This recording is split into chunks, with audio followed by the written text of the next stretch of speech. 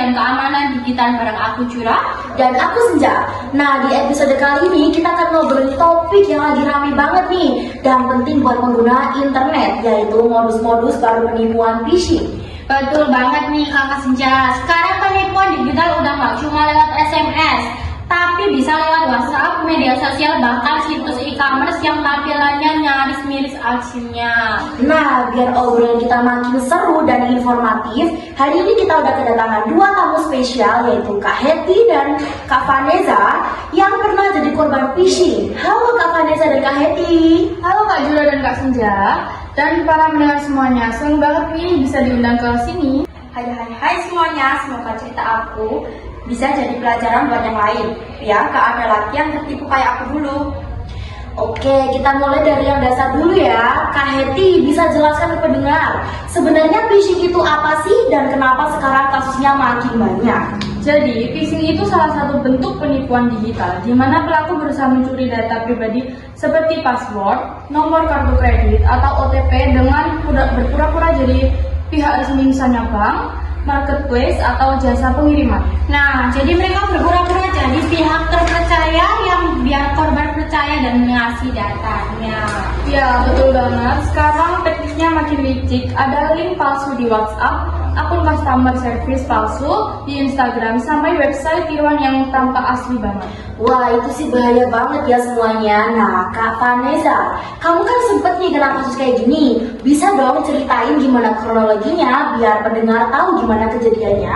Jadi waktu itu aku dapat pesan WhatsApp yang aku dari pihak jasa pengiriman. Katanya paketku tertahan dan aku disuruh klik link buat konfirmasi alamat. Aku klik aja karena logonya mirip banget kayak resmi. Setelah itu aku diminta login dan gak lama kemudian rekening bankku langsung keakses orang lain. Waduh, berarti linknya palsu dan nyamar jadi halaman resminya ya? Iya, persis banget. Aku baru sadar pas saldo rekeningku berkurang. Duh, pasti panik banget ya kalau kayak gitu. Nah, Kak Hetty, kalau lihat kasus kayak Kak Vanessa ini, ciri-ciri umum dari phishing yang harus kita waspadai itu apa aja sih? Nah, ini dia ada beberapa tanda-tanda penting dari phishing. Satu, pesan bernada mendesak atau menakut-nakuti, kayak akun Anda diblokir, terus alamat link atau domainnya aneh, misalnya hurufnya diganti atau ada tambahan angka. Terus minta data pribadi atau OTP, ini udah pasti palsu banget. Kadang bahasanya agak aneh atau berantakan karena hasil terjemahan otomatis. Jadi kalau ada pesan mencurigakan, jangan langsung diklik ya, tapi cek dulu sumbernya benar atau enggak. Ya, benar banget Kak Jura. Bisa konfirmasi langsung ke pihak resmi dan jangan asal percaya dengan pesan yang tiba-tiba datang. Oke, sekarang kita masuk ke bagian penting nih. Gimana cara kita biar nggak jadi korban phishing kayak Kak Vanessa?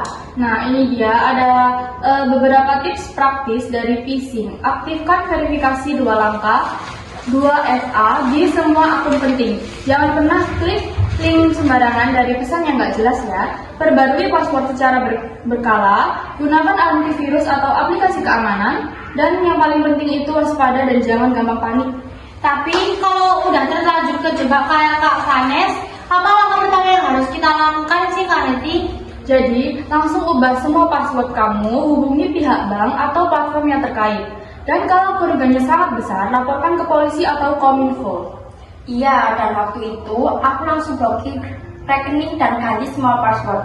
Untung sebagian uangku masih bisa diselamatkan. Sejak itu aku jadi lebih berhati-hati. Nah, itu dia pelajaran kita ya semuanya.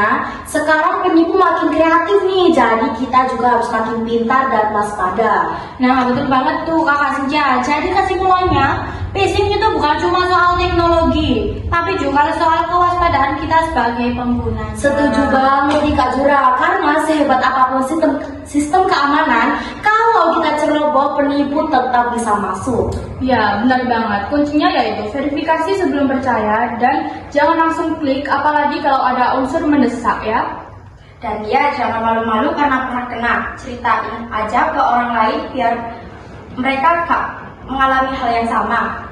Oke, itu dia podcast dari kita semua tentang modus-modus penipuan phishing. Terima kasih nih buat Kak Vanessa dan Kak Hetty udah mau sharing pengalaman dan pengetahuan yang super berguna hari ini. Nah, buat teman-teman pendengar, semoga obrolan ini bikin kalian lebih waspada terhadap modus penipuan digital di luar sana ya. Betul banget nih, dan jangan lupa follow podcast kami Juja Senja biar nggak ketinggalan episode-episode seru selanjutnya. Sampai jumpa di episode berikutnya dan selalu ingat klik dengan hati-hati bukan karena panik semuanya. Bye bye.